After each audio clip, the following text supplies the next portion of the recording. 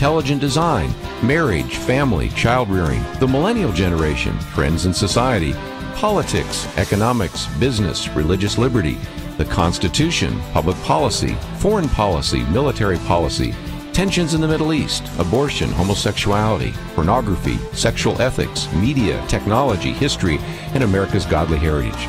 We talk about anything that affects your faith, your family, or your freedom. So don't go anywhere, because Point of View starts right now.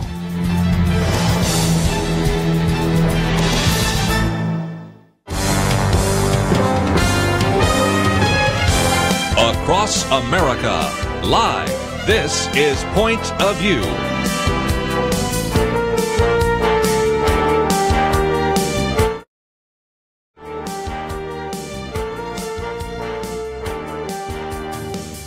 And now, Kerby Anderson. Thank you for joining me today. It is our weekend edition. If you would like to join us at any point, 1-800-351-1212. Going to talk about a little bit, as we always do, some religious liberty cases, a little bit of an update on some things we talked about earlier in the week in terms of tax reform. Of course, we got to talk about the NFL, and that will be something that will be, I think, interesting to you. And a topic I was really going to avoid, but after seeing so many people say positive things about Hugh Hefner, I thought, no, we've got to come back and talk about the legacy of Hugh Hefner. Very good piece written by David French. So lots to cover today. Most importantly, I might just mention that we have Chelsey Youman in studio with us today, legal counsel with Liberty Institute.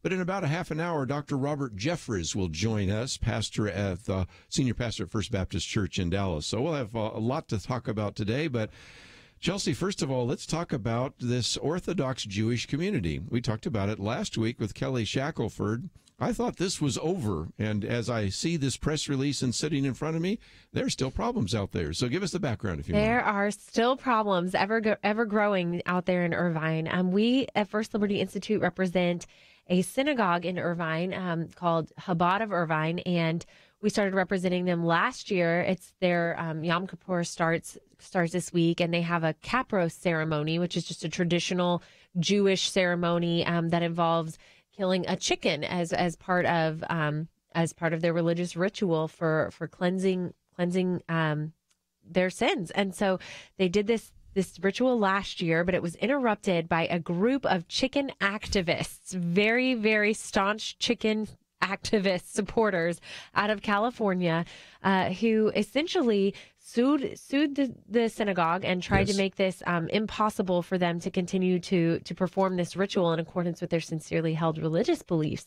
We won, and they've appealed, and then they sued the city. So there are about 3 lawsuits right now going on over this very issue. They sued the city, saying, well, now it's the city's job, the police's job to stop this ritual and ceremony. Well, we obviously represent the synagogue and have done everything we can to protect their religious liberty rights on this front.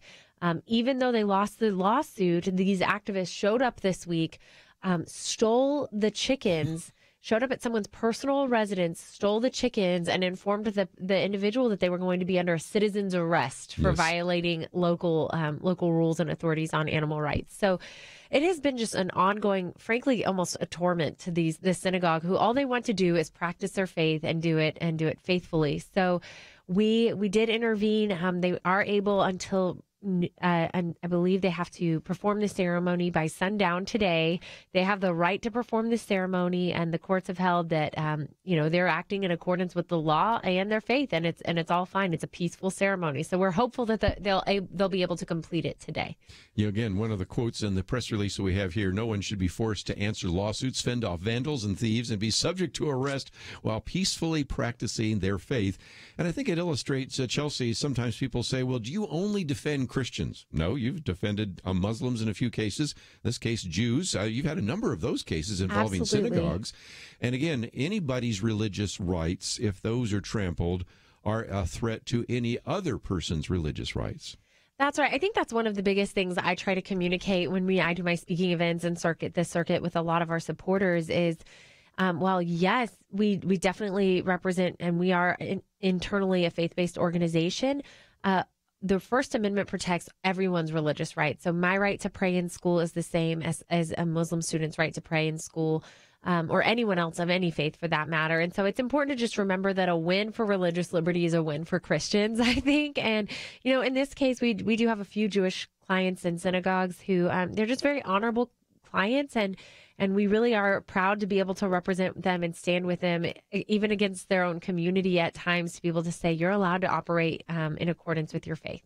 Let's see if we can talk about a couple other real quick ones before we take a break. One, if our listeners have been listening for any time, they would know that we told the story about these Kuntz cheerleaders. Now, I think this is such a wonderful story of these young girls that say, we have to write something, usually have a banner that the high school football team runs through, and why not put up occasionally a scripture verse? Well, unfortunately, you can't do that according to the administration, so you went to bat for them. And I, again, applaud the young girls who were willing to stand for their faith, because in some respects, we lose our religious liberty because we don't stand for it. You're so right about that. Our clients, they're really brave, because if you think about it, these girls are now in college and older. They're graduating, they have careers and lives, and they've been in litigation over this issue since high school.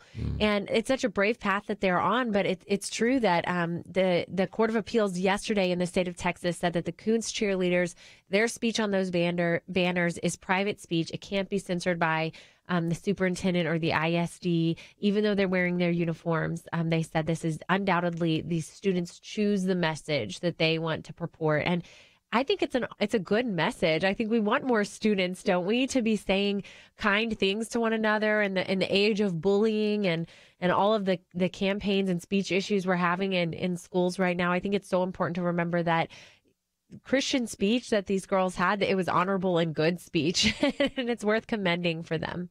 One other one that we've been following is Coach Kennedy. And that is, if you think about this, we have this interesting juxtaposition, because you've had Coach Kennedy fired because he kneels at the 50-yard line for just 15, 20 seconds. You have Tim Tebow, who used to get criticized so much for kneeling in the end zone on his own, and they were not trying to make a personal statement. As a matter of fact, Coach Kennedy went out of his way to not draw attention to himself.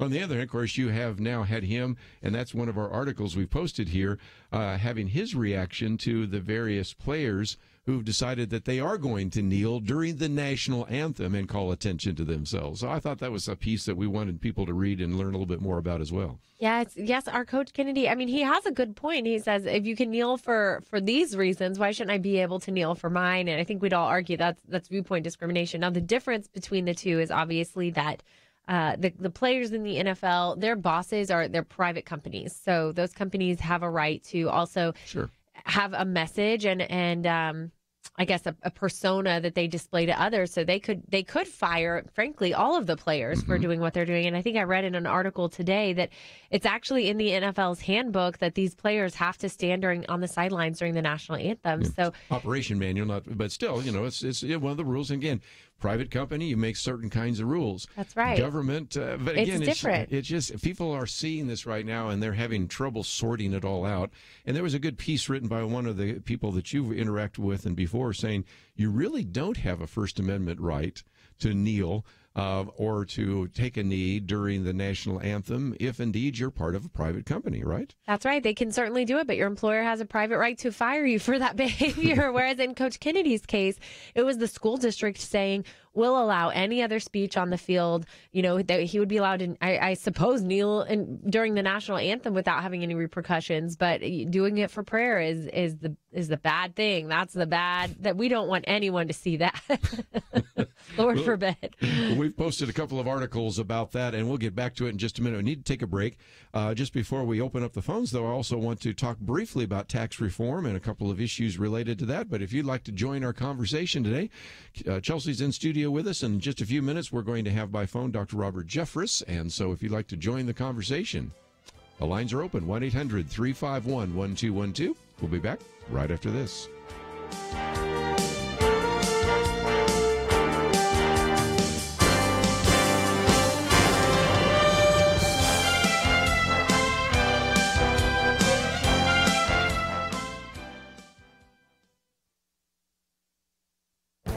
This is Viewpoints with Kerby Anderson. Not only is the U.S. government in debt, but many of its citizens are in significant debt as well. economists announced that credit card debt for Americans have now reached a new height of $1 trillion.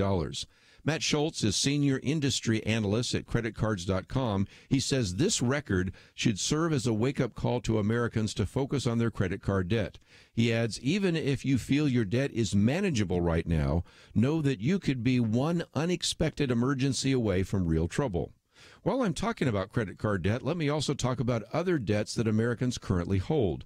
The New York Federal Reserve recently released a report that estimated that the collective U.S. household debt is at about $12 trillion.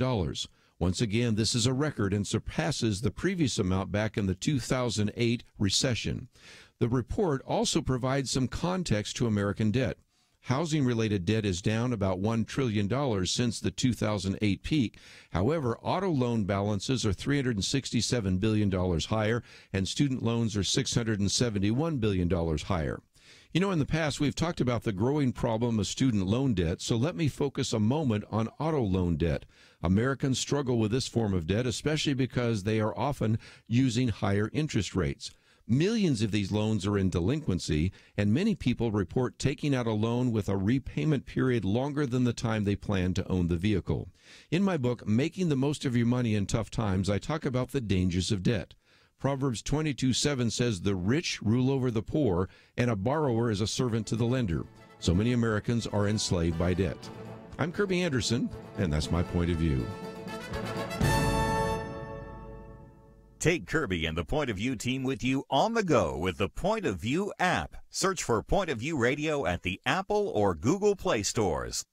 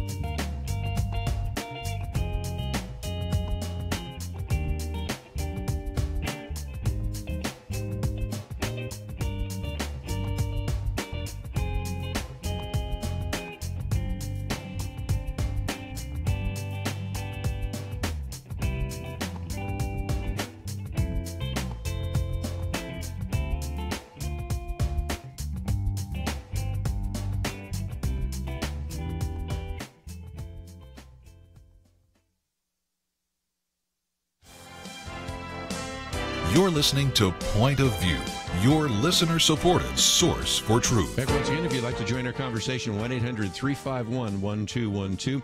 Text plan was rolled out this week. I thought we'd come back to it just for a few more minutes, and then, as I said, at the bottom of the hour, we're going to have Dr. Robert Jeffress join us. But if you'd like to weigh in with some of your comments, please feel free to do so. 1-800-351-1212. In the second hour, we'll be getting into other topics.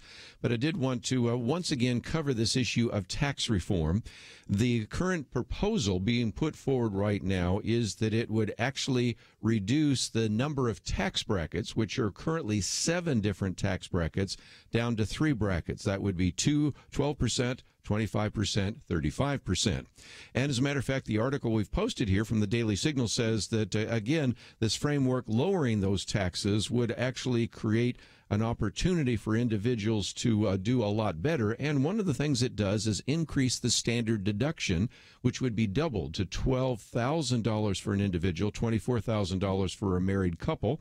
And then you have various child credits and other things as well. One of the things I didn't mention the other day is that, as this article goes into it in some detail, I sort of alluded to it, is to maximize its benefits. Not only would they lower the corporate income tax from 35% to 20%, but they would also allow permanent full expensing. Now, that sounds like a lot of detail, but what it is this. If you're a company and you buy a piece of equipment, you buy a computer, you have to depreciate that over a long period of time. The irony of that, and we talked with somebody that had a small business just yesterday, is that sometimes you buy a computer system, you buy software, you're still depreciating it after you've gotten a new set of software, you've gotten a new computer. So this is something that I think would actually supercharge what is taking place in our economy. And so, again, 5-year expensing would be allowed to do it in that particular year. And the one issue that has become real controversial in the last 24 hours is this. That is, what you have is the elimination of the state and local tax deduction. Now, there are some people in, let's say we're broadcasting right now in the state of Texas or Florida, the state of Washington, Nevada, a number of places where you are hearing this program. You don't pay any state income tax, so it would make no difference to you.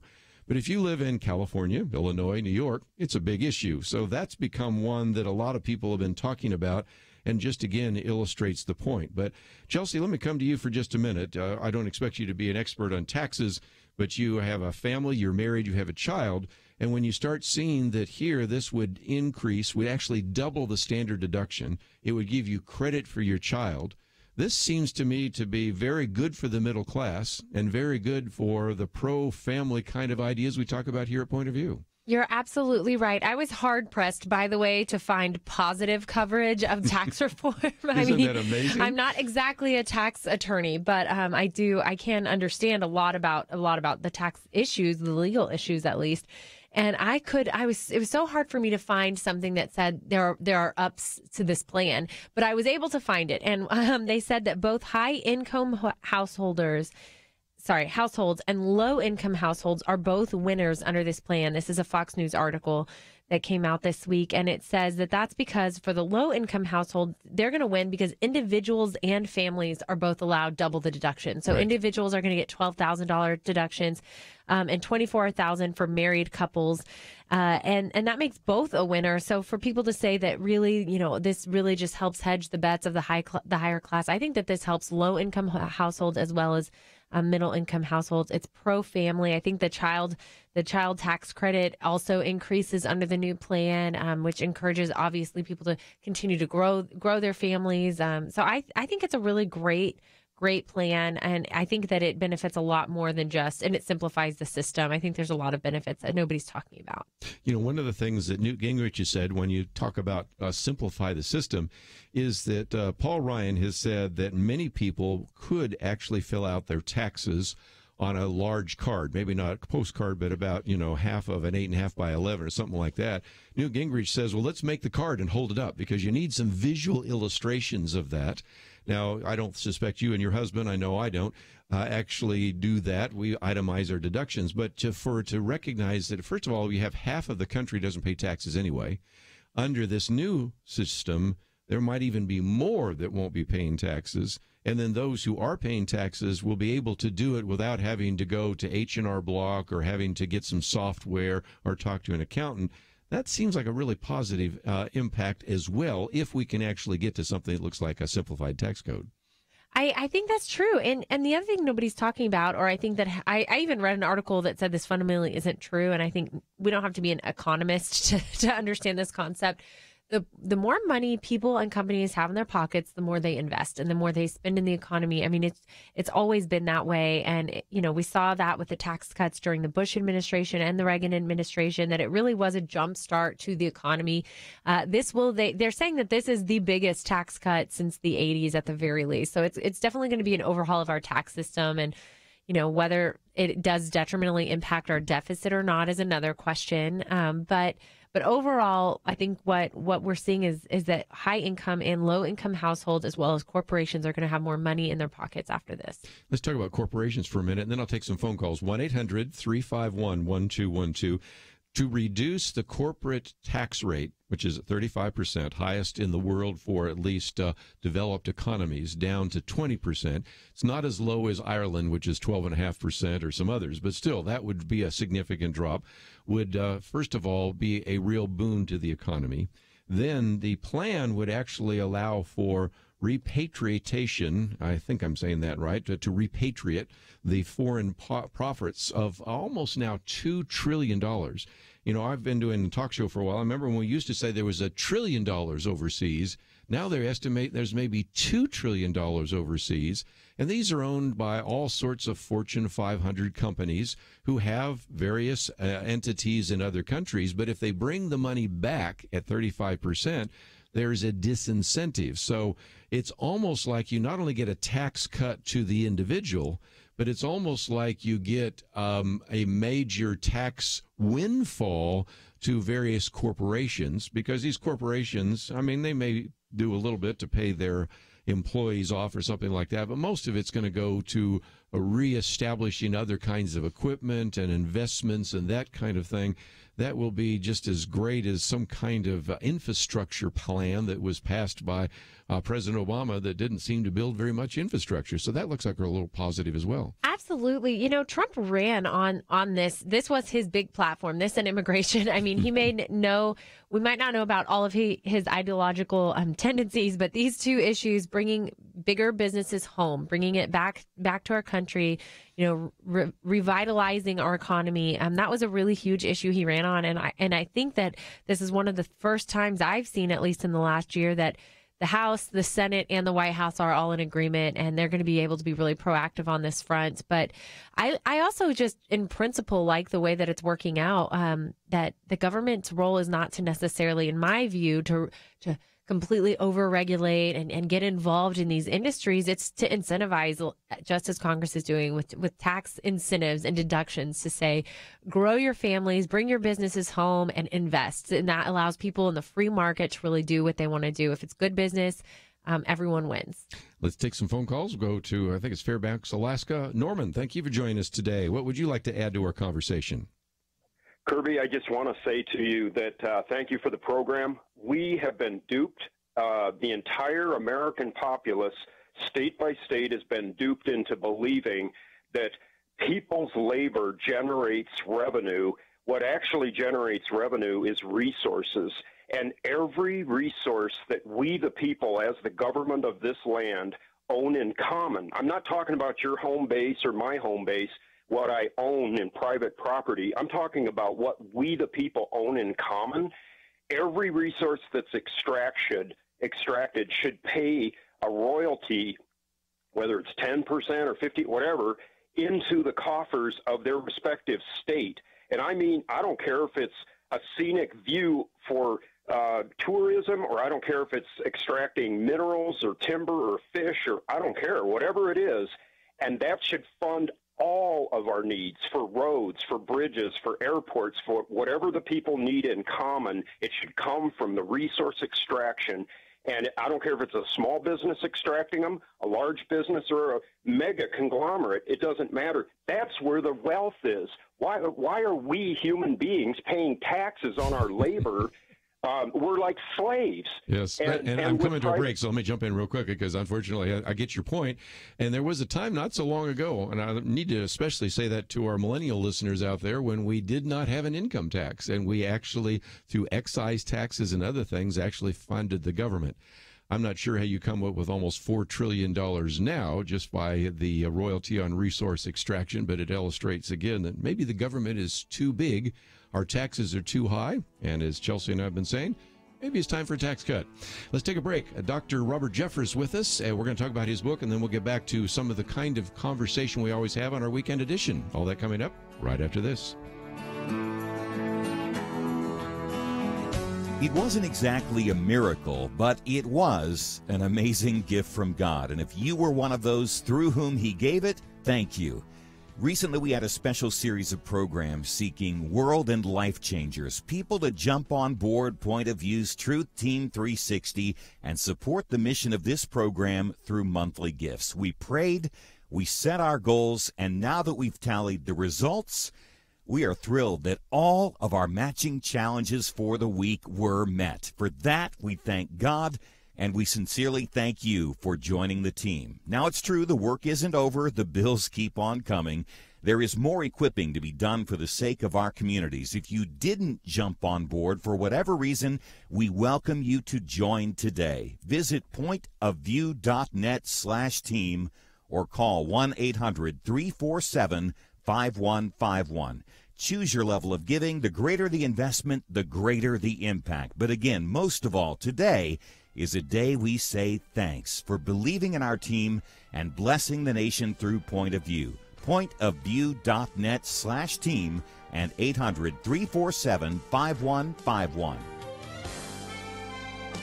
Point of View will continue after this.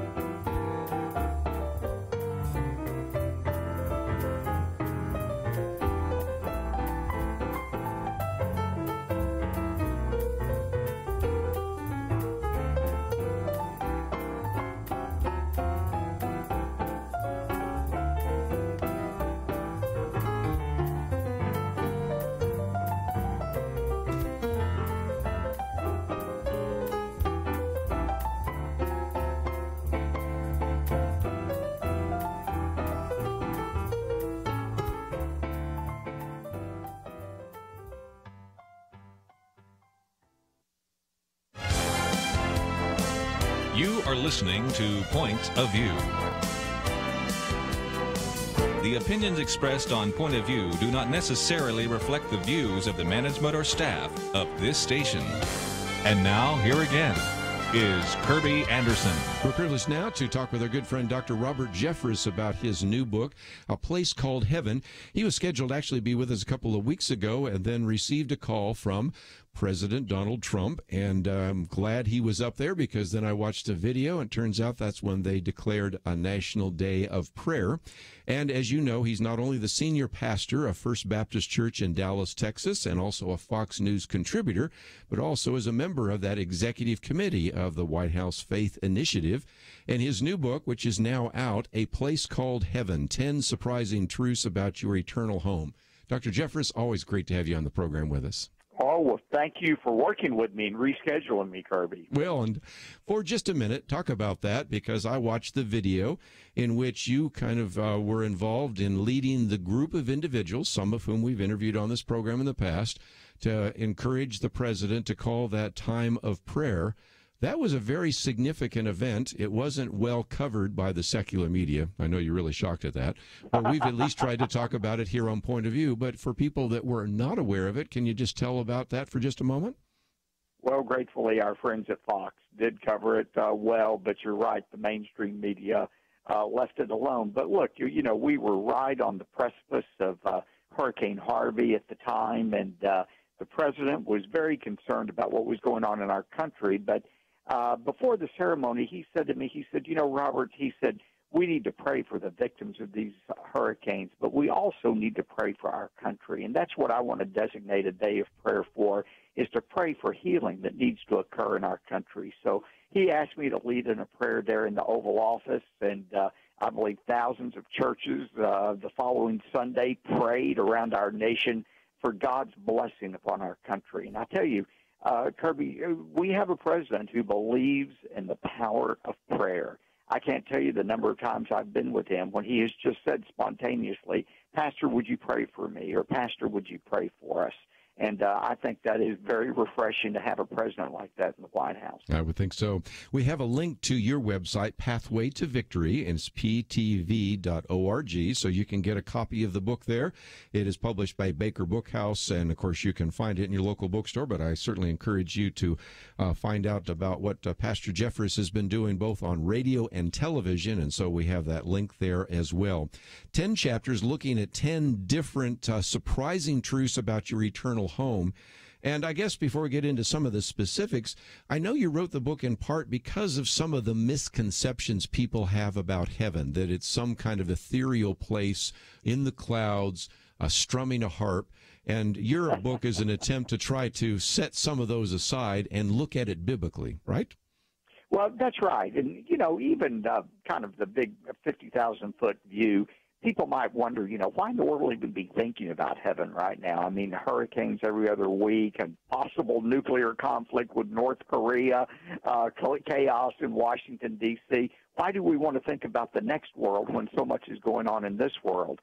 Well, that kind of answers the question, doesn't it? I mean, we need the hope, the assurance that there is something better for us. And while the chaos and the suffering we face in the world or even in our own private world is real, God also says it's temporary. So, Kerby, I wrote this book as a book of hope, but also wrote it as a book of information. I mean, I'd ask our listeners if you knew that the company you worked for was going to transfer you to a foreign country, let's say London, England, in the next 6 months, and it was going to be a permanent move, you'd want to learn everything you could about that foreign country and start making preparation now for the move. Well, the Bible says all of us who are believers are going to be moved one day to a new location. It's a permanent move. It's a place called heaven. It always seems like we'd want to know everything we could about that place and start preparing for it now. And you've mentioned 10 surprising truths. It's just a way of saying I'm answering the 10 most frequently asked questions people have about this very real place called heaven. And one of those questions is just what you brought up. Is heaven a real place? Or is it just a state of mind? Mm-hmm. Well, Chapter Jesus 2. said, I go to prepare a place for you. That word place is topos. In Greek, it means a geographical location. Heaven is a very real place. and it's a place we talk about in the book. It's a place which we go to, and it is our eternal destiny. And as you point out early in the book, 1 out of every 1 people are going to die. So, again, it's an important thing to be thinking about. And let's move to chapter 3, because it's another reason why I know you wrote the book, because you asked the question and try to answer it: have people visited heaven? Now, it does seem to me that we have some heavenly visions in the book of Isaiah and the book of Revelation and other places, but you know as well as I do, there have been all sorts of books coming out about people that heard themselves pronounced dead, had an out-of-body experience, say they saw a being of light and came back and said, you know, it's a compulsory heaven for everyone. And we say, that doesn't match up with some of the biblical narratives, does it? No, it doesn't. And look, we have to be real careful here. I want to say, you know, God can certainly do anything he wants to do. But when we talk about near-death experiences, you know, we're talking about people who died or supposedly died. They go to heaven, take a tour, and come back and write a best-selling book. Is there anything that corresponds into the Bible to that? And I would say no. There's nothing that corresponds to what we call a near-death experience today. Now, Kerby, I can hear your listeners jamming the phones right now, probably say, well, wait a minute, Pastor. What about Lazarus? What about the apocalypse? No, don't misunderstand. There are plenty of people who died and came back to life again in the Bible, but there's nobody who died, went to the other side, and came back and gave a complete description of what he or she saw. That's what doesn't correspond to the near-death experiences. I mean, Lazarus, the Lord raised him. He had been dead for 3 days, but he didn't tell what he saw on the other side.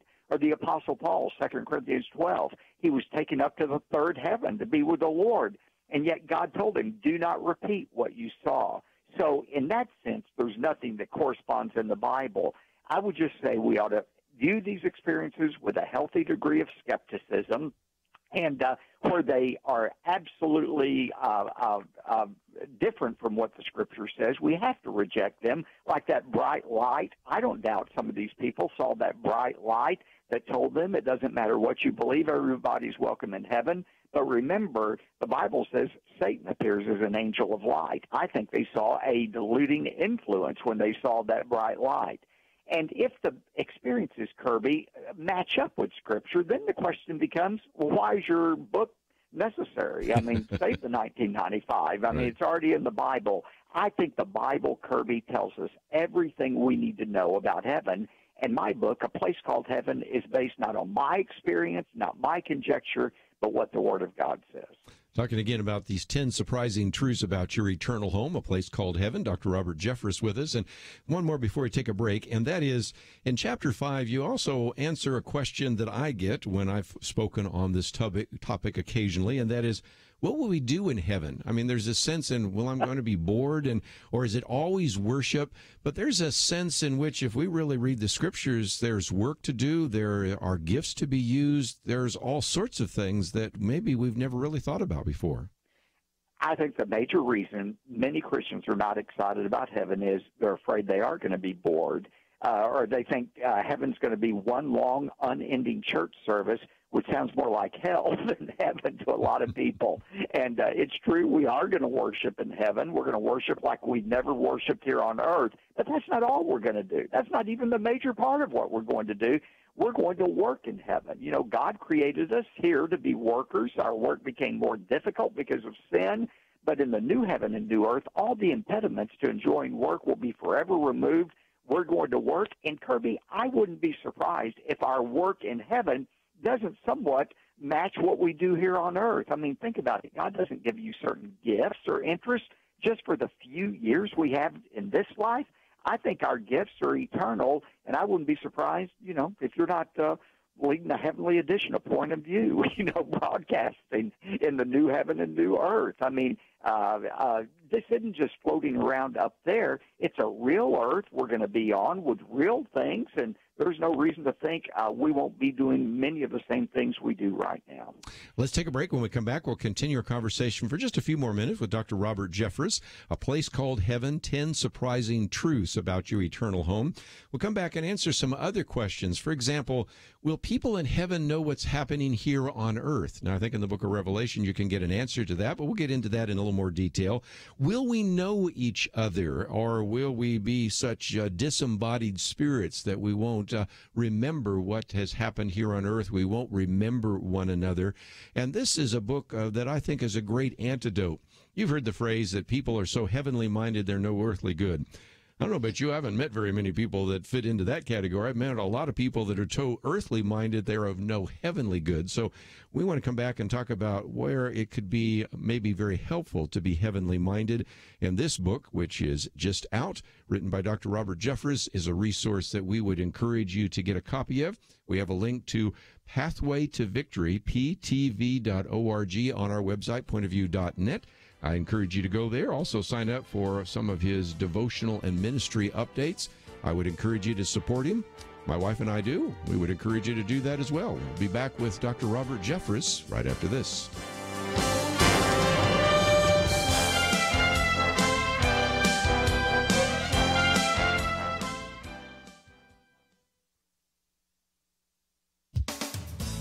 New national polling by the National Campaign to Prevent Teen and Unplanned Pregnancy shows that fathers have tremendous influence, more influence than mothers, over whether or not their daughters engage in premarital sex.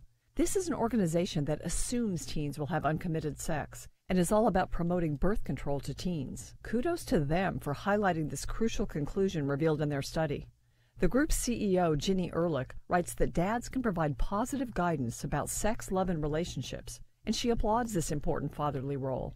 The national campaign also polled fathers and found that 66% of dads surveyed doubted their influence on their daughters' views about relationships. 72% doubted they had much impact on their daughters' views on sex. But every dad holds great power for good in his daughter's life, simply by virtue of being her father, if he will use it. This study confirms other research that shows that dads, more than anyone else, can help their daughters make wise decisions about sex and romance. Fathers should talk with their daughters about these things and encourage them to save sex for marriage. But the dad's role in a daughter's romantic future goes deeper. Drawing from a career's worth of research in child development, including extensive interviews with college-age women who attended his semester-long Focus on the Family Institute, Dr. James Dobson says little girls thrive on physical and emotional attention from their dads. In his book, Bringing Up Girls, he writes, "There is a place in the female soul reserved for daddy or a daddy figure that will always yearn for affirmation." Dr. Dobson continues, "What he thinks about her and how he expresses his affection is a central source of her perceived value as a human being. It also affects her femininity and teaches her how to relate to boys and men. When your daughter reaches puberty," he says, "resist the inclination to pull back. At that age, hugs are more important than ever." For Point of View, I'm Penna Dexter.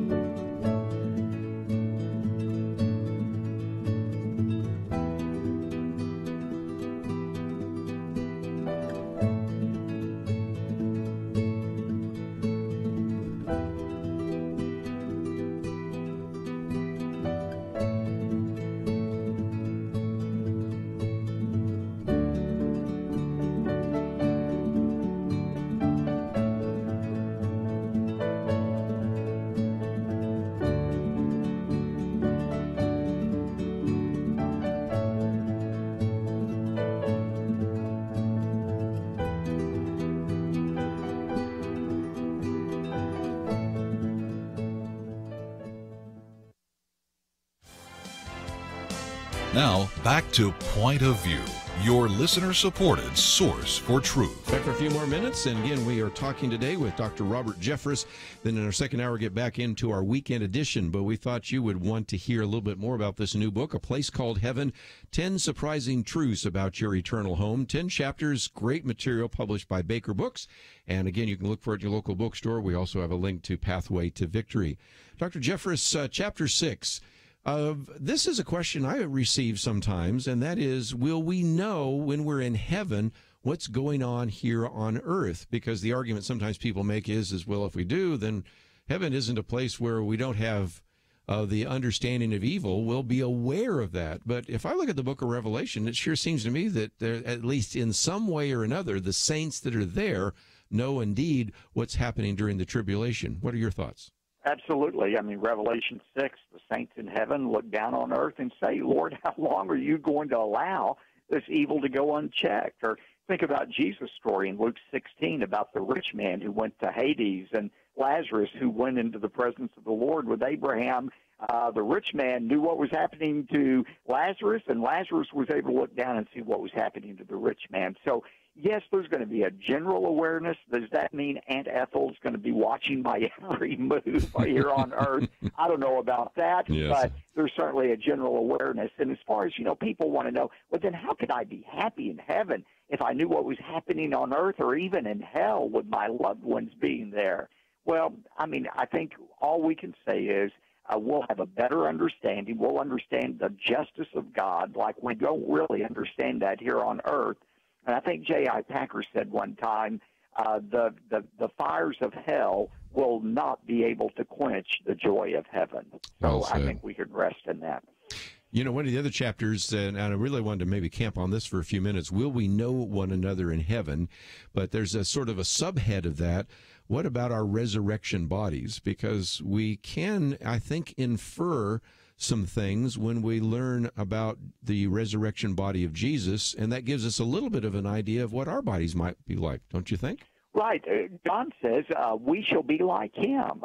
Colossians 1 says Jesus was the prototype of those who will be raised from the dead. So if you want to know what your resurrection body is going to be like, look at Jesus' body in the accounts. During those 40 days, he walked on the earth after his resurrection. And, it was a real body. He wasn't a floating spirit, a sanctified Casper the Friendly Ghost. He was a real person. His disciples could touch him. He was able to eat. And the interesting thing, Kerby, is his disciples recognized him. Not always at first. They probably didn't expect to see him. But the fact is they did recognize him, which means our bodies will retain some of their characteristics that will mean we'll know one another in heaven. And that's one thing, Kerby, people need to understand. When we die, we don't become somebody else in heaven. It is we who go to heaven. I mean, we retain our names. Moses and Elijah, when they appeared with Jesus on the Mount of Transfiguration, they didn't become Bert and Ernie. It was still Moses and Elijah were their names. They had bodies, or they didn't have bodies, but we will have bodies that are recognizable according to Jesus' resurrection body. I think we're actually going to retain some of our gifts and some of our interests and personalities. It is we, not somebody else, who goes to heaven when we die. And again, one of the reasons you wrote this book, and this would be a good way to end, is you want to bring as many people to heaven as possible. But what would you say to listeners today who are saying, well, I'm just not sure I'm going to heaven? I'd like to believe that I am. Is there any way a person can have assurance that indeed they are headed for heaven when they die? Well, go back to that analogy I used about going to a foreign location or a foreign country on a permanent move. To get into a foreign country, the first thing you got to have is a proper passport. And it's the same way with going into heaven. Nobody gets in without a spiritual passport. I'm asked all the time, like you are, Kerby, are Jews going to be in heaven? Are Muslims going to be in heaven? Are Catholics going to be in heaven? Are Baptists going to be in heaven? And I always say the same thing. Nobody goes to heaven in a group. We go one by one based on our relationship with God. And the only people who are welcomed into heaven are forgiven people. And that's why we all need that so-called spiritual passport that says forgiven by Jesus Christ. Jesus is not just one way to heaven. He's the only way to heaven. He said, I am the way, the truth, and the life. No man comes to the Father except by me. Trusting Jesus as your Savior is the only way you can be assured that one day you'll be in that place called heaven. Let's, if we can, if people wanted to know a little bit more about the book, or maybe even to know more about how to make that commitment to Jesus Christ and know a way in which they can maybe find out a little bit more about the ministry that you have called Pathway to Victory, talk about what is available on the resource there. You have a Pathway magazine, you have a daily devotional and ministry guide. People can get a copy of this book. They can listen to various radio programs. They can watch them. So tell us what is available at ptv.org. ptv.org has all of our series, including the current one we're airing, A Place Called Heaven. You can download the messages free of charge. It's ptv.org. You can subscribe to our monthly publication, the Pathway magazine. We're offering the book along with a CD and DVD series based on the book that you can use in your small group Bible study. So all of that's available at ptv.org. Let me again encourage people that maybe have said, it would really be a good Bible study to have, a small group study, a Bible fellowship, or even pastors might want to preach on that. You have some additional resources, like you mentioned a minute ago. So in addition to the book, there's some other ways in which you could actually take people through a study of heaven. And I would imagine if I announced that in my neighborhood, even some of my unsaved friends might come across the street and come to my home to hear that, because that's something that everybody's interested in, don't you think? It's amazing the interest we're receiving from this series. So, yes, what a great way to reach out to people. Or maybe you know somebody who's not a Christian and you haven't known how to approach them and to witness to them. Trust me, if you will give them a copy of this book, A Place Called Heaven, it will whet their appetite, and they will know how to get to heaven by reading the final chapter in the book. And you can get the book through us. You can go to Amazon.com or any bookstore, and they'll have the book, A Place Called Heaven. It's a book I would love to give to some of my unsaved friends. I would encourage you to do so. And Dr. Robert Jeffress, thank you for giving us the time today to talk about the book, and look forward to the next opportunity. Oh, thanks for having me, Kerby. Let's take a break, and when we come back, we will get back into some of the issues in the news. Let me mention just real quickly that as we are taking that break, one of the things we did last week was Truth Team, and the Truth Team Week was an opportunity for you to actually support this ministry. And I want to thank those of you that called in or went to our website and actually made a pledge, and there's still room for you to do so. Let me mention that as you go to the website, pointofview.net, you will see a banner that says, Be the One, join the team.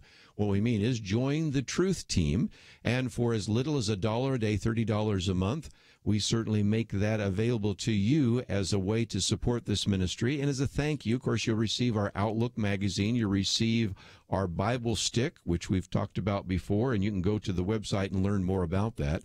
Because we've been broadcasting for 45 years, we've also set a level which is at $45 a month, which includes not only the things I've just mentioned, but one additional one, these little booklets that I will be putting out every single month, meant to be read in less than 10 minutes. The most recent one on Sharia law, but we'll have all sorts of other issues on religious liberty and immigration, transgender issues, and the rest. And that's a way of thanking you for your gift of $45 a month. And some of you might even want to join at the century level. You can find out more about all of that by going to the website, pointofview.net. Click on the banner that says Be the One, be one in 800 listeners who actually donate to this ministry. Or you can call the pledge line. That number is 800-347-5151. 800-347-5151 if you'd like to talk to someone. We come back. Well, we have the NFL, we have the legacy of Hugh Hefner, and a whole lot of other issues to put on the table. All that coming up right after this. It wasn't exactly a miracle, but it was an amazing gift from God. And if you were one of those through whom He gave it, thank you. Recently, we had a special series of programs seeking world and life changers, people to jump on board Point of View's Truth Team 360 and support the mission of this program through monthly gifts. We prayed, we set our goals, and now that we've tallied the results, we are thrilled that all of our matching challenges for the week were met. For that, we thank God, and we sincerely thank you for joining the team. Now, it's true, the work isn't over. The bills keep on coming. There is more equipping to be done for the sake of our communities. If you didn't jump on board for whatever reason, we welcome you to join today. Visit pointofview.net/team or call 1-800-347-5151. Choose your level of giving. The greater the investment, the greater the impact. But again, most of all, today is a day we say thanks for believing in our team and blessing the nation through Point of View. Pointofview.net/team and 800-347-5151. Point of View will continue after this.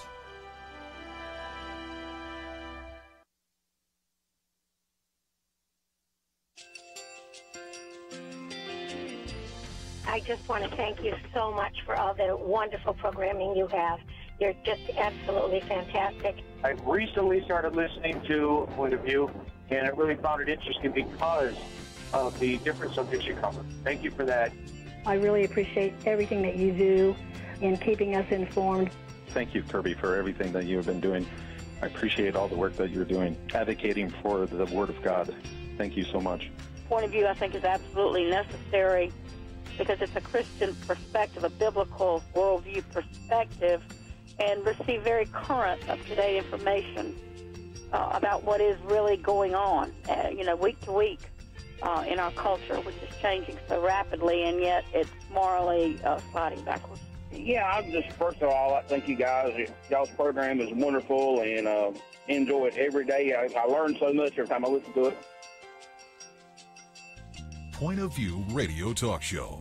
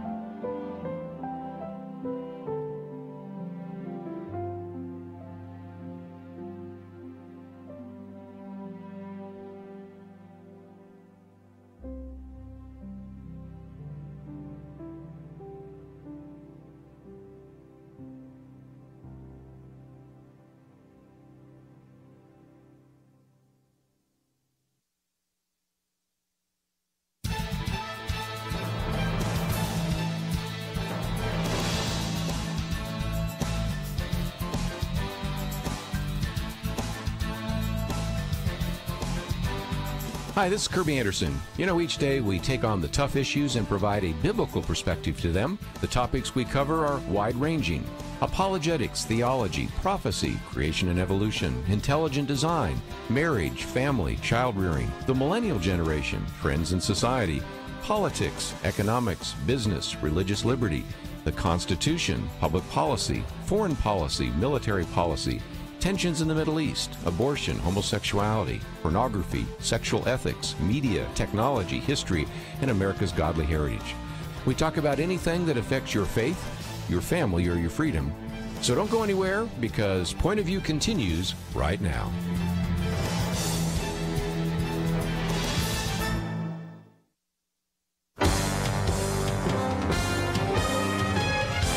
Across America, live.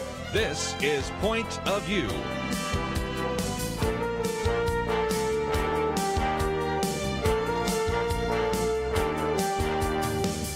And now, Kerby Anderson. Second hour today, if you'd like to join our conversation, 1-800-351-1212. Chelsey Youman with us, and again, she is legal counsel for First Liberty. Joining us around the round table. In the last hour, we had Pastor Robert Jeffress join us briefly to talk about his book on heaven. And in the first hour, we spent a little bit of time talking about some of these issues of religious liberty. We might come back to those a little bit later. Also talked about the tax plan that has been put forward. Donald Trump on Wednesday flew to Indianapolis to unveil that. And as Chelsey pointed out, and I won't spend a lot of time on it this hour unless you'd like to ask a question or make a comment about that, we have, interestingly enough, some response, some negative response. And Chelsey, you said you even had trouble finding some positive. So that's one of the reasons we made this one article available.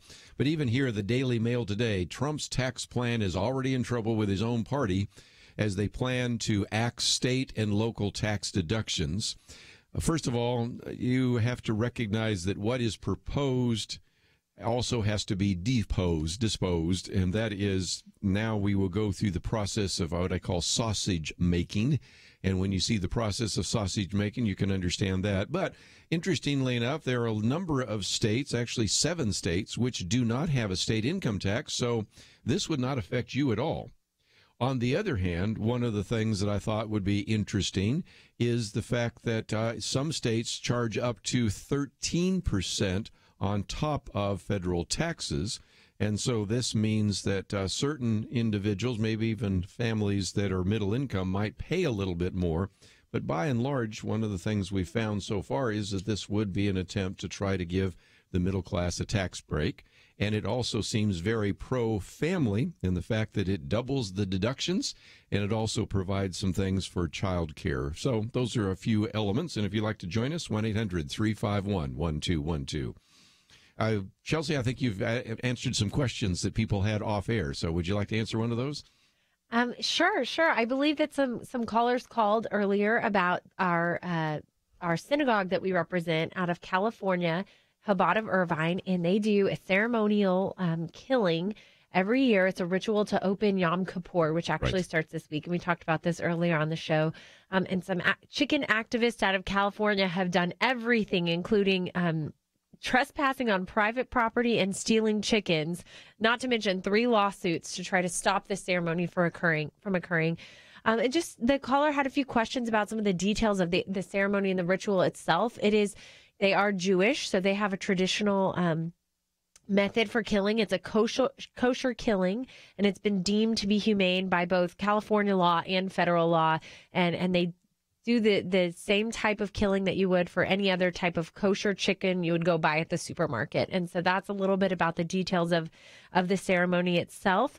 And sometimes, depending on the law, depending on the location, the Jewish communities who do these types of ceremonial killings are allowed to eat the food afterwards, and then some have local food restrictions and sanitation issues that prevent the Chabad of Irvine in this case from eating the chickens. But all local authorities showed up on the scene and did deem their ceremony to comport with local law, and it's not criminalized behavior. It's definitely legal and constitutional behavior for them to operate in accordance with their faith, which is exactly what they're doing here. So we've defended their right to do that, and I think it's also worth noting that there are other exceptions from killing laws in the state of California and these local laws, which would include hunting and other secular purposes. So if you can kill an animal for secular reasons, I think the general Supreme Court holding is that there should be a religious exception as well. Again, if you would like to read a little bit more, the first article we've posted here after, of course, the information about the book on heaven that we talked about in the first hour is about Coach Kennedy and his reaction to something we're going to talk about right now, the NFL kneeling in prayer. The second one is on the animal rights activists. The third is on tax reform. And then we thought it would be good to spend just a few minutes about talking about the NFL and taking a knee. This one by our good friend Cal Thomas said, if you like professional sports, a major reason, perhaps the reason you attend games or watch them on TV is that it helps you escape from whatever occupies your mind the rest of the week. Then he goes into, in the second paragraph, the argument that a lot of this was generated perhaps by some of the various tweets by President Donald Trump. But he did point out something which everybody began to notice, and that is if you watch the game in London between the Baltimore Ravens and the Jacksonville Jaguars, and they do this from time to time where they go to London, they go to Mexico, whatever, the players knelt down and took a knee during the Star-Spangled Banner, but then they stood for the British national anthem, God Save the Queen. And they said, that's kind of interesting. But he goes on to say that football is a sport, but it's also a business. Fans pay big money for tickets, gears, parking, overpriced food and drinks. They have to put up with a lot to root for their favorite team.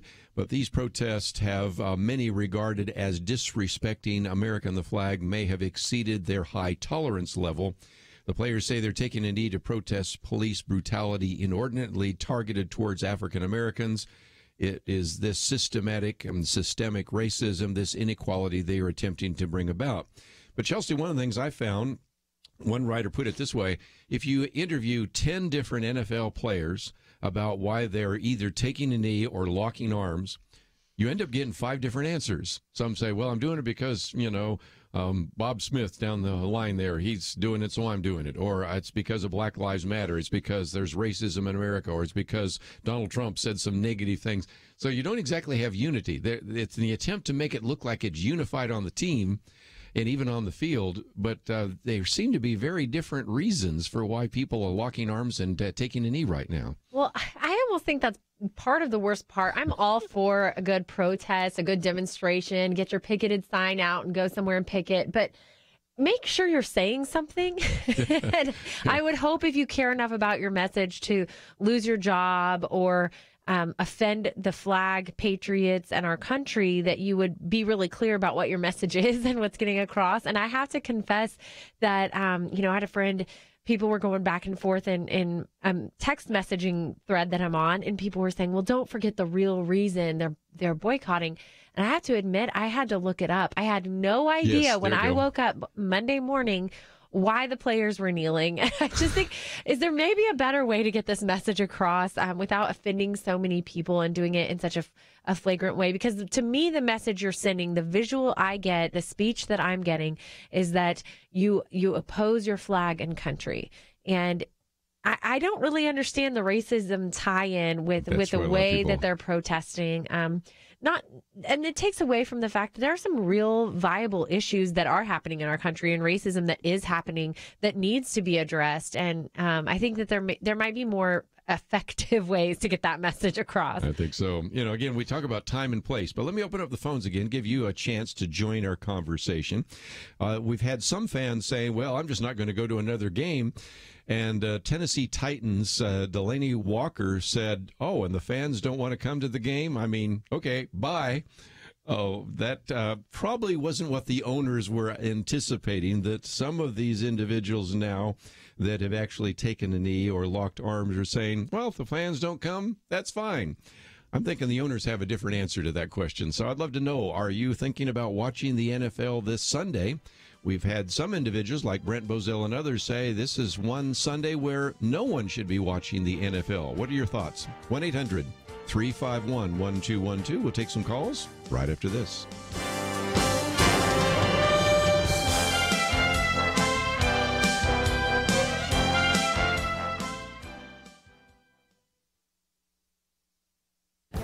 This is Viewpoints with Kerby Anderson. You know, not only is the U.S. government in debt, but many of its citizens are in significant debt as well. Economists announced that credit card debt for Americans have now reached a new height of $1 trillion. Matt Schultz is senior industry analyst at creditcards.com. He says this record should serve as a wake-up call to Americans to focus on their credit card debt. He adds, even if you feel your debt is manageable right now, know that you could be one unexpected emergency away from real trouble. While I'm talking about credit card debt, let me also talk about other debts that Americans currently hold. The New York Federal Reserve recently released a report that estimated that the collective U.S. household debt is at about $12 trillion. Once again, this is a record and surpasses the previous amount back in the 2008 recession. The report also provides some context to American debt. Housing-related debt is down about $1 trillion since the 2008 peak. However, auto loan balances are $367 billion higher, and student loans are $671 billion higher. You know, in the past, we've talked about the growing problem of student loan debt, so let me focus a moment on auto loan debt. Americans struggle with this form of debt, especially because they are often using higher interest rates. Millions of these loans are in delinquency, and many people report taking out a loan with a repayment period longer than the time they plan to own the vehicle. In my book, Making the Most of Your Money in Tough Times, I talk about the dangers of debt. Proverbs 22:7 says, "The rich rule over the poor, and a borrower is a servant to the lender." So many Americans are enslaved by debt. I'm Kerby Anderson, and that's my point of view. Take Kerby and the Point of View team with you on the go with the Point of View app. Search for Point of View Radio at the Apple or Google Play stores.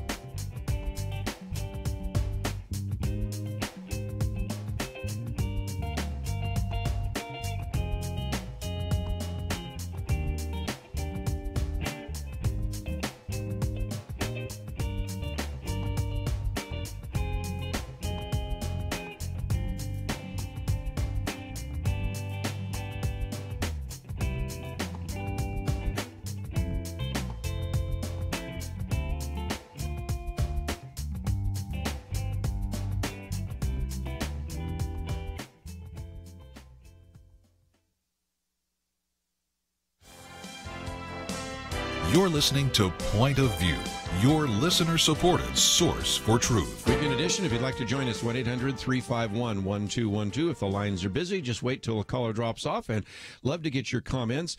We've posted this article by Cal Thomas. I've only read about 2 paragraphs out of a really well-written commentary called Unnecessary Roughness, because he says in a football game, a penalty is imposed for unnecessary roughness. This current roughness is unnecessary. The president's made his views clear. After many players refused invitations to come to the White House, the president disinvited them. And he gets into all the issues that may have led to what we are seeing today on the field. But at the same time, you have, as I mentioned earlier in the week, Brent Bozell of Media Research Center saying he was calling for a boycott this Sunday and saying don't watch the NFL to send a message. And so then you've had some fans that are saying, I'm not going to go to a game. I had one fan, that Pittsburgh Steeler fan, that took all these jerseys. One of these jerseys worth $450, and he burns them all. And then you got on the other side, Tennessee Titans Delaney Walker mocking the fans, saying, well, the fans don't want to come, fine. Goodbye. I don't think the owners want that message out too quickly, so we'll see where it goes. I'd love to get your comments, and if you'd like to join us, 1-800-351-1212. In Texas, KBJS. Kara, thank you for joining us today. Hello. I just have a comment that I agree that they probably didn't want to offend as many people as they did with the NFL bending their knee.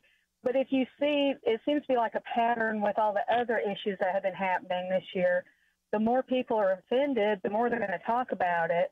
And then people start getting really offended by it. And then they have they start acting out on it.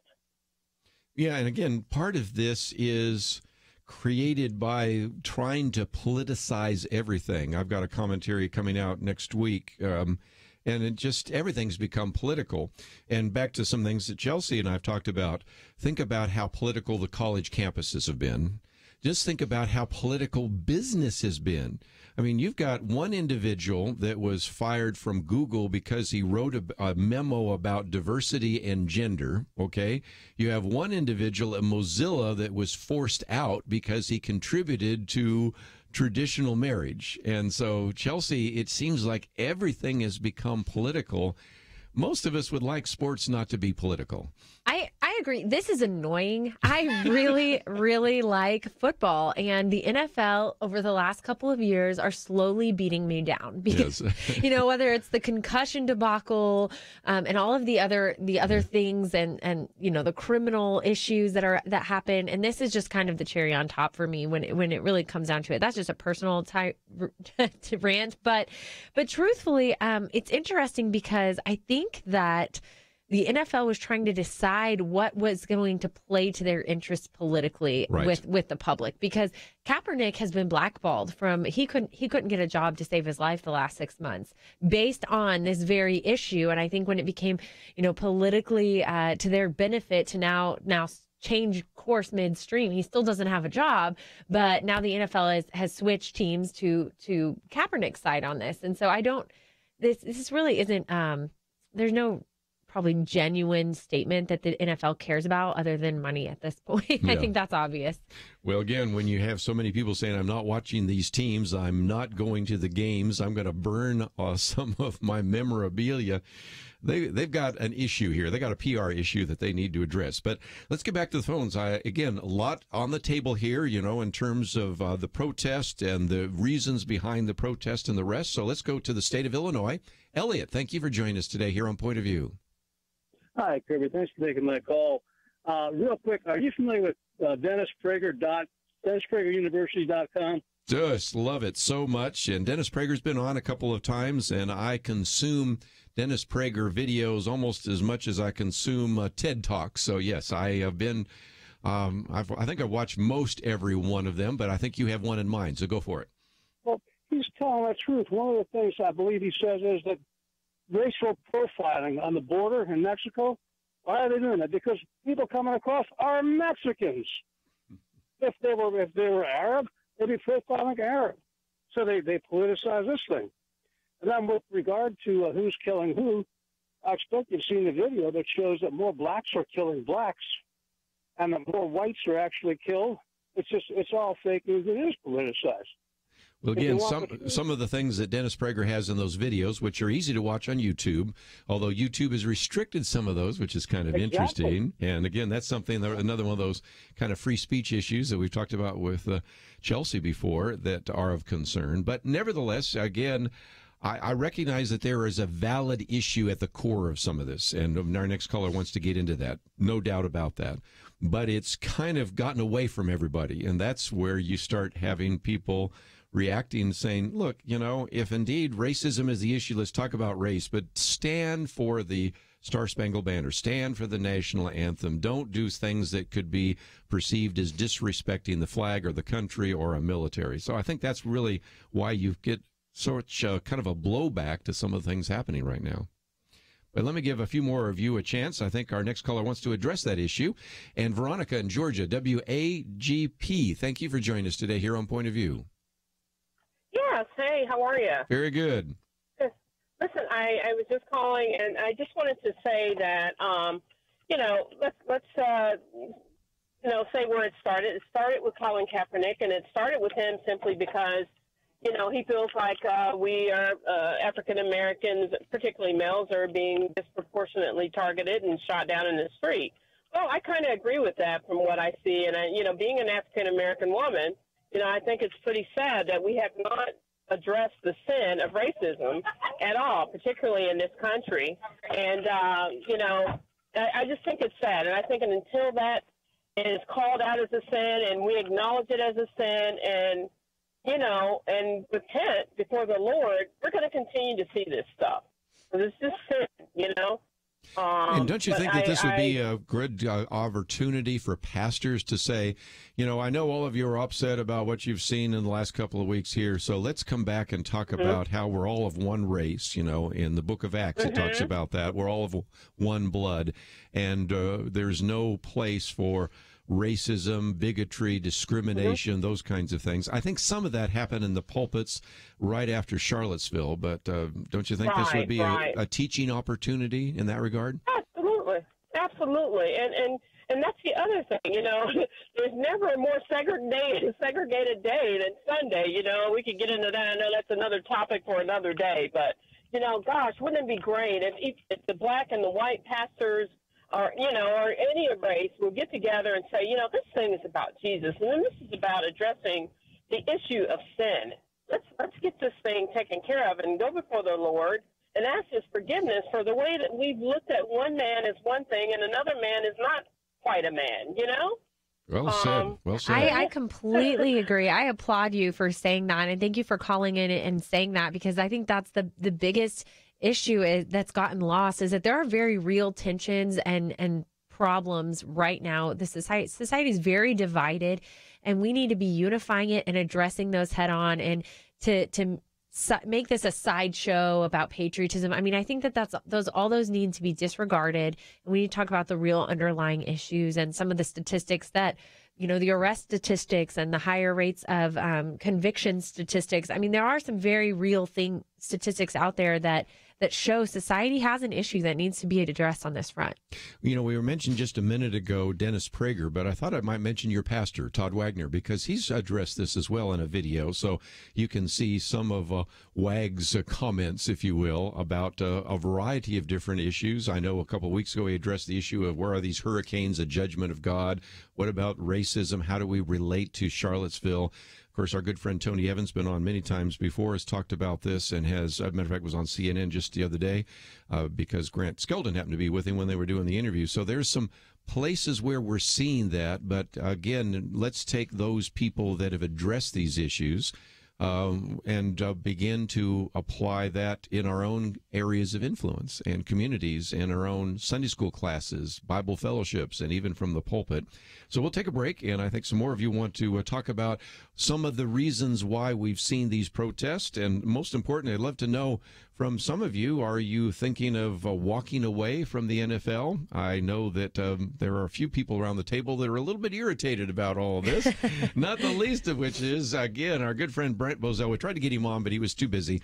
He's called for a boycott of the NFL games this Sunday. Don't know that will happen, but don't know that it won't either. And right now, the NFL owners are saying, we really don't need people like Delaney Walker saying, if you don't want to come, fine, bye. That is not the answer that they wanted to communicate to their fan base. And yet, there we go. So let's take a break. When we come back, we've got a lot of other issues on the table, including one of the articles, which I hope we'll get to, Hugh Hefner's Legacy of Despair, a very good piece by David French. So we've got a lot to cover. We will do that right after these important messages.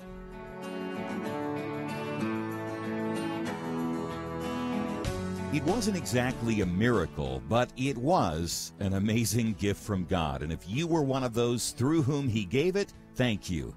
Recently, we had a special series of programs seeking world and life changers, people to jump on board Point of View's Truth Team 360 and support the mission of this program through monthly gifts. We prayed, we set our goals, and now that we've tallied the results, we are thrilled that all of our matching challenges for the week were met. For that, we thank God, and we sincerely thank you for joining the team. Now, it's true, the work isn't over. The bills keep on coming. There is more equipping to be done for the sake of our communities. If you didn't jump on board for whatever reason, we welcome you to join today. Visit pointofview.net/team or call 1-800-347-5151. Choose your level of giving. The greater the investment, the greater the impact. But again, most of all, today is a day we say thanks for believing in our team and blessing the nation through Point of View. Pointofview.net/team and 800-347-5151. Point of View will continue after this.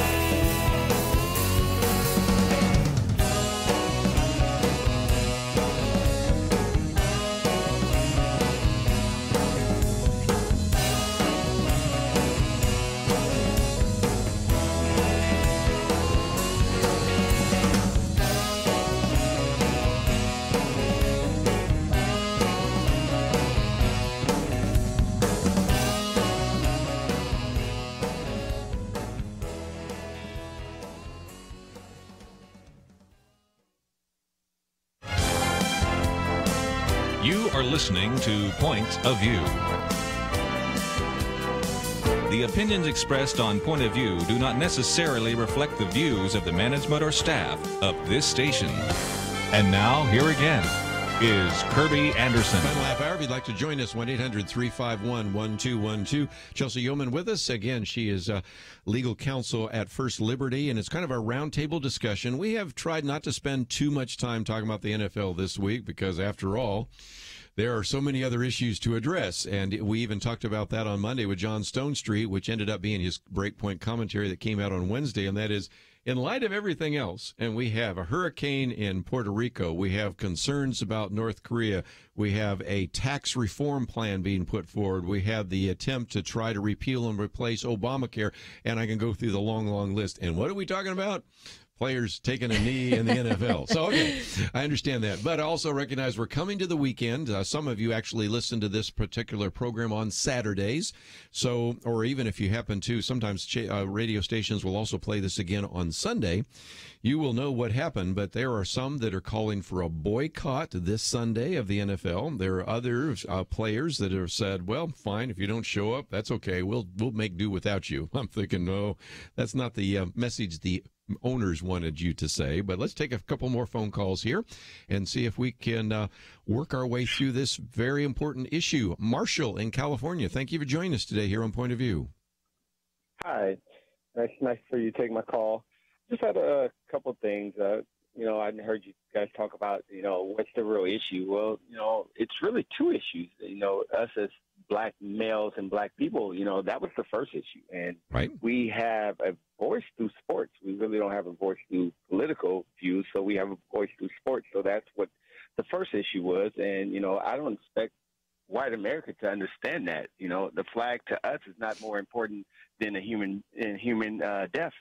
We take our people are more important than the flag. And even though we respect the flag, that was our way of letting people know and letting America know that, hey, we respect the flag, but on the other end, we have to respect our people and lives more than that.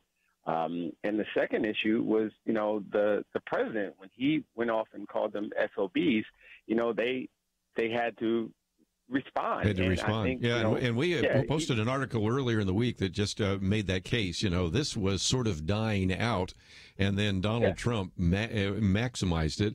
And on our Wednesday program, we even said we all lament that the president of the United States used that term. Let's hope that we get to a point where we no longer have, those kinds of phrases and those kinds of epithets being used by the president of the United States. So I got you on that. And in some respects, this was partially created by the past and more significantly intensified by the president. But I think you got a good point. Yeah. Totally. If we had a better voice as black people in political views and political leaders, then we probably would do this a different way. But this is our way of showing that, hey, we have a voice, we want a voice, and we want this to stop. And if it took one person in cabinet of not getting a job ever again, we're talking about it. And next step is to go about fixing it a different way. Good point. Yeah, that is a good point, that we have to use the platforms we have, to express our views. And I hadn't really thought of it that way, but I think for me, the sticking point is I wish that it was a different type of demonstration. The attorney in me is kind of stickler on some of this stuff, and the message that people are getting sidetracked by and confused by is the flag and feeling like it's an unpatriotic act. Right. Whereas I think if there was another way to say exactly what you're saying and articulating, it's so important that not get lost. I just wish there was a better, clearer example of a way to demonstrate on that front. And again, I've heard a lot of people say, both black and white, different time, different place. Time and place is part of that. But nevertheless, as Marshall points out, you were looking for someone to express that. And on Wednesday, I had recommended that we think about maybe praying for some leaders that would be very articulate, that you could identify. And the example we used is just think of the respect that Martin Luther King Jr. had. Now, again, I'm older than you, so I remember when he was certainly going to various cities and using these platforms to really identify key issues. And, of course, I had one caller say, well, our leader is God. Well, I understand that. Our leader is Jesus Christ. But also, God has used individuals. You can think of Joseph. You can think of Joshua. You can think of David. In the New Testament, you can think of the Apostle Paul, Peter. So that's something to think about, because, indeed, what I hear Marshall saying is we don't have a voice. Well, we do have a voice through social media and other things, through elected representatives, but it would be good if maybe there was a person that had the stature of the credibility to begin to address some of those issues. I think there would be some value in that as well, but we'll see. And you can agree or disagree. That's why we call the program Point of View. But let's take another phone call or two and go to Georgia this time, WAGP. And Tom, thank you for joining us today here on Point of View. Yes, Kerby, thanks for having me. I really enjoy your show. I just wanted to state kind of what's already been said by a number of folks. I just think as a people we need to stand together as a nation that's united, and then we can turn and sit together at a table of reconciliation and talk about and work on some real issues. And then we need to kneel together, as one caller talked about Sunday. Let us kneel together as children redeemed by the Lord. And again, Kerby, I want to thank you for the subjects you cover and the exposure that you guys provide to issues that really don't get covered in mainstream. Well, thank you. And I love the turn of phrase there. Boy, if I'm going to be teaching in church this Sunday, I'm going to try to use some of that. That was good. That was very good. Let's go to Lisa in Texas. What would you like to add to our conversation today? Good afternoon, Kerby. I'm a Gold Star mother, and I just wanted to make a quick comment about this whole issue with football and the protest and the kneeling at the time that they're doing it, and for whatever. In my family, you can understand, it saddens me very much.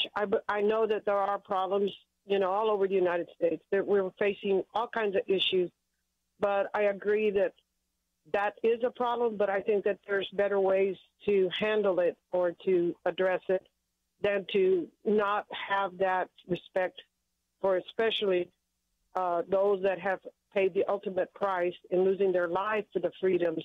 My son was graduating from high school, turned down scholarships after 9/11 and said, "Mom, this country's at war and I need to go." And he didn't come home. And so when I see this, it saddens me as a Gold Star mother. I know I'm just one little mama out here, but I know that my family will not be watching any of the games. And that was kind of a relaxation time for us to get together and watch a football game.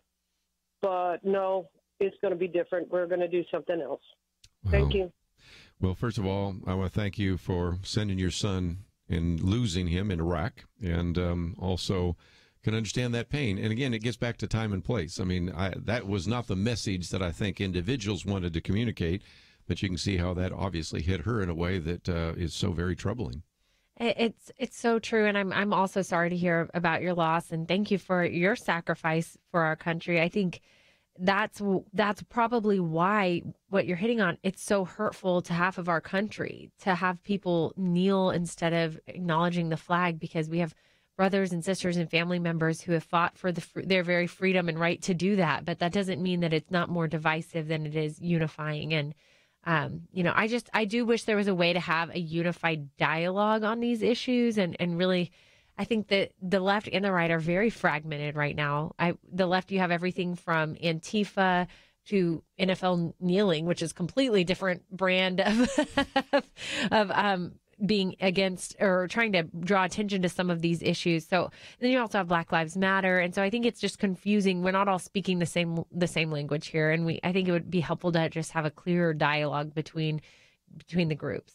And when we had Josh McDowell in studio here earlier in the week, he was saying what I thought is really the case, and that is when Donald Trump sends his tweets out or he says, get that guy off the field, he's seeing that as disrespect. When you're African-American individuals seeing that, he said, no, I'm trying to point to some real concerns about maybe what needs to change in certain police departments or in the heart of individuals. And so they were just missing each other, and that commonality, that civility, that common dialogue, that racial reconciliation, all those things that we talk about so often, need to take place, and sometimes we don't have the right format for that. I hope we can do that here at Point of View. You know, we certainly welcome different perspectives, and as I look at the screen here, I'm going to get a few more different perspectives, and we can express those perspectives with one another on a national radio program, and so I hope you appreciate Point of View trying to at least be a small part in that. But we need to take a break, and let me just mention that some of the articles we've talked about today, some having to do with religious liberty, some having to do with tax reform, and also this one by Cal Thomas, which is similar to some of the others we've posted in the week, all addressing some of these issues of racism, the police, the NFL. Those are all available at our website, pointofview.net. You can find the one that we've posted today by Cal Thomas. Then you can hit shows and go back and find some of the others. Maybe those would be helpful in even a discussion you have around your family table or even in your Sunday school class. Let's take a break. We'll take some more calls right after this.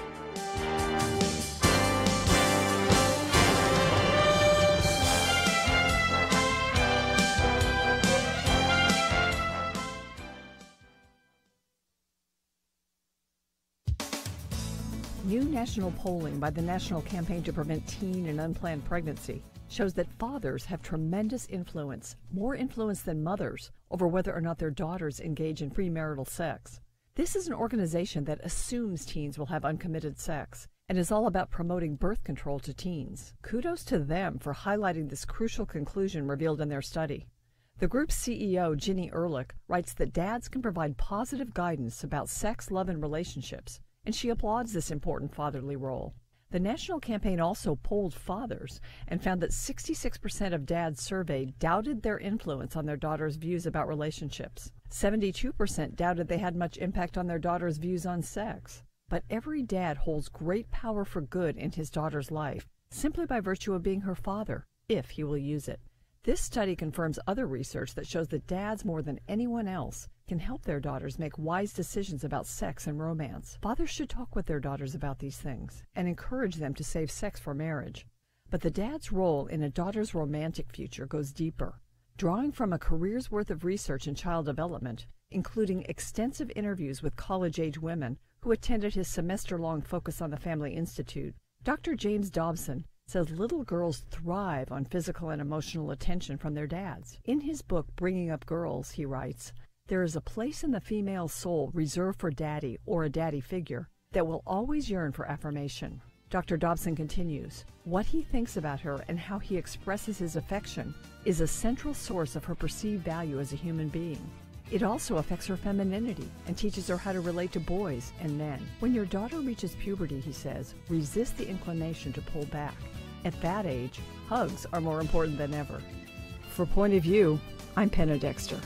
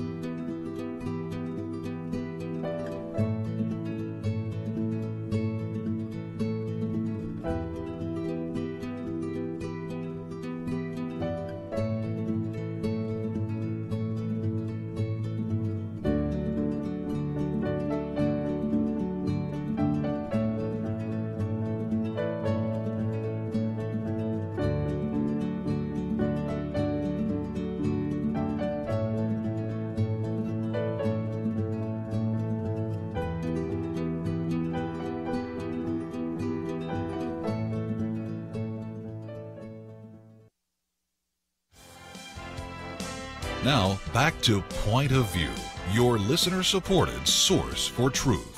Back for a few more minutes. If you'd like to join us, 1-800-351-1212. Only reason we're staying on this is because there is an attempt, at least on the part of some individuals, to actually boycott the NFL this Sunday. And so I'd love to get your thoughts about whether or not you're going to watch it, whether or not you think what has taken place so far is disrespectful or not, and what kind of issues need to be put on the table. So let's take as many calls as we can to give you that opportunity to express your opinion. We'll go to Texas again. And Buddy, thank you for joining us today here on Point of View. Thank you for having me. I said a while ago, I think that if they have such a point to bring across is to stand at arm's length or kneeling during the national anthem, let them go out in the middle of the field on the 50-yard line and do it through the whole period of the game and see how it works out for our fan. Well, that would be good. That would be that would be kind of like Coach Kennedy, wouldn't it? I was just thinking, I haven't heard that before, going out the 50-yard line, after the game or those kinds of things. That's right. I mean, Coach Kennedy, he got fired for praying silently to himself.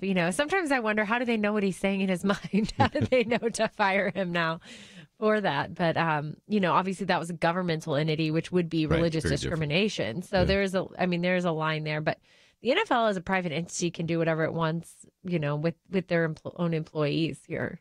Well, that's good. Let's take another phone call. We'll head out to California. John, thank you for joining us today here on Point of View. Hi, Kerby. Hey. And I just joined the program just a little bit ago, and not sure whether it's been stated already, but, myself, I am a veteran, 9 years, and when Colin Kaepernick, began with, taking a knee, and he's sort of the catalyst in this thing, it really was viewed as, that's his right.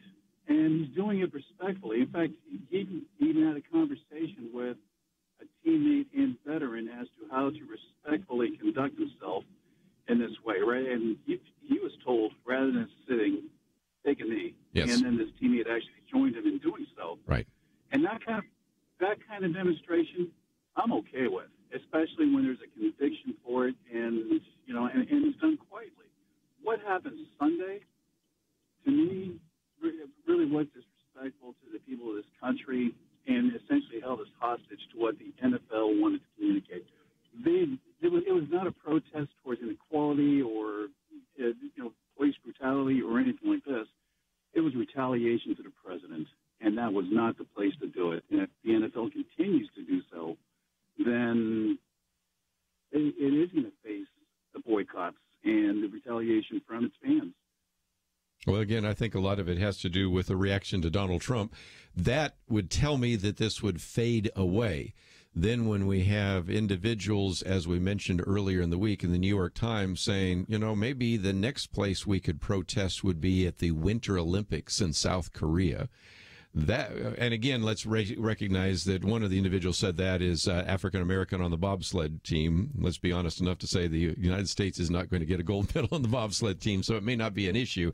But you wonder how long the protest takes place, what we are protesting, and is there ever a time when it becomes resolved? And those are those kind of communication questions. It's kind of messaging, isn't it? It's a lot about messaging, because your message is important. You have every point of view. Everyone has a point of view that they have a right to express. And, especially on some of these really important issues that really go to the fabric of our society and some of the division that has happened. I mean, you don't want your message to get lost on confusing messaging or, frankly, stupidity. And so let the dialogue be about what it's about. And, if you're a violent protester, your message gets lost and all anyone sees is your violence.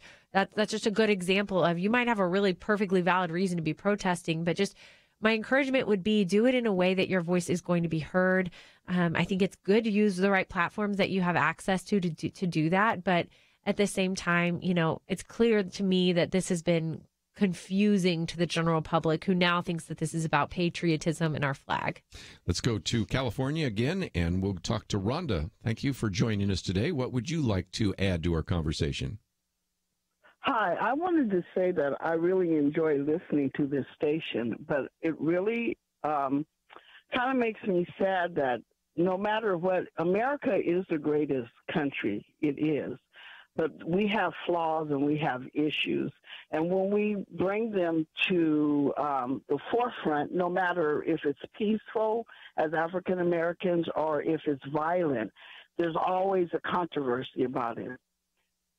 There's a peaceful protest about what's happening to African Americans in America. They're killing our black men like flies, and nothing is being done. So we can't just have a peaceful protest about it to bring it into light. And I guess part of it is, I think you would want to bring some of the numbers back of killing them like flies. I mean, obviously that's a little bit of hyperbole, but some of this started also with hands up, don't shoot. Well, we know that was not the case. But, those kinds of things, when you say, well, that's not exactly right, then that's seen as being controversial. It's just saying, let's set the record straight. We've got enough issues to address. Let's not go too far one direction or the other, because we really do have some issues that we need to address as Americans in the 21st century. That's my exact point is what you're saying. We need to be talking about those things, and we need it to be brought to the forefront. I think what I'm also saying is I did not get that from waking up Monday morning and reading that a bunch of players had kneeled during the national anthem. I had no clue what they were protesting. I had to look it up, and then I had to look up old articles about Colin Kaepernick. I mean, it just wasn't apparent to me what is being protested. And so absolutely, I do understand that there seems to be a lot of criticism anytime there's a protest, but I'm saying I wish this was clear, and I wish the messaging that has really some valid issues to bring forward had been clear, because I didn't know as a just blatant observer. Yes. And again, you're part of in the news cycle. So if you had to look it up, I'm thinking of other people going, I'm really confused as to what's going on right now. So if there's one lesson I'm learning here, it is messaging, being clear on your message, and whether it's you have to wear a sandwich board or you have to have something on your social media. I'd love to see those players with some sandwich boards right now with some signs. Yeah. That would be great. And a while back, you and I have talked about, even when they had the women's march, it's like, okay, what are women protesting? I mean, because again, sometimes it's a divided group. Sometimes they're protesting the fact that they want to still have abortion rights, or maybe they're protesting because they think Donald Trump's a chauvinist, or whatever it is. The clearer the message, the more likely those of us around the table would be able to figure out what it is. There are only two signs from all the photographs in the media that I remember. One said pro-child literacy, which I don't know anyone who's against that, so... Great. Me too, sister. And then the second was, I can't even. And I just thought, what can't you even? What are we talking about? Like you have a voice, just use it. And the women protesting, as a woman, I was just said, I wish that I knew what we were protesting and what that was about. Well, if it applied on the Women's March, maybe it applies a little bit here, and maybe there's some things that we will see change in the next couple of days. We certainly appreciate those of you that called, and if you didn't get through, we apologize, because we just simply have run out of time. If you'd like to know a little bit more about First Liberty, we have a link there. And we've talked about some of the ways in which you've been defending religious liberty, and we've got some good news. And again, you should sign up to receive the emails, and that will give you a chance to pray for some of these very important cases. And you've got some big ones up in the future, don't you? Yes, we do. We do. So go to firstliberty.org. You can sign up for our newsletter, and we had decisions rendered this week even. So if you follow Coons cheerleaders, that's finally been resolved, and we finally got a positive ruling and win out of that one. So our cheerleaders are allowed to use their free speech to put a message on a banner that they want. And again, if you go to the website, they have the various cases, and they have the word win or loss or whatever. So you kind of see that, again, First Liberty's been doing a great job. That's why we're so grateful to have you here. And when he's available, Kelly Shackelford. But we're simply out of time. We'll see what happens. How many people watch the NFL this weekend? I want to thank Andrew and Steve for their help behind the scenes. We'll see you back here on Monday. It wasn't exactly a miracle, but it was an amazing gift from God. And if you were one of those through whom he gave it, thank you. Recently, we had a special series of programs seeking world and life changers, people to jump on board Point of View's Truth Team 360 and support the mission of this program through monthly gifts. We prayed, we set our goals, and now that we've tallied the results, we are thrilled that all of our matching challenges for the week were met. For that, we thank God, and we sincerely thank you for joining the team. Now, it's true, the work isn't over. The bills keep on coming. There is more equipping to be done for the sake of our communities. If you didn't jump on board for whatever reason, we welcome you to join today. Visit pointofview.net/team or call 1-800-347-5151. Choose your level of giving. The greater the investment, the greater the impact. But again, most of all, today is a day we say thanks for believing in our team and blessing the nation through Point of View. Pointofview.net/team and 800-347-5151. Point of View is produced by Point of View Ministries.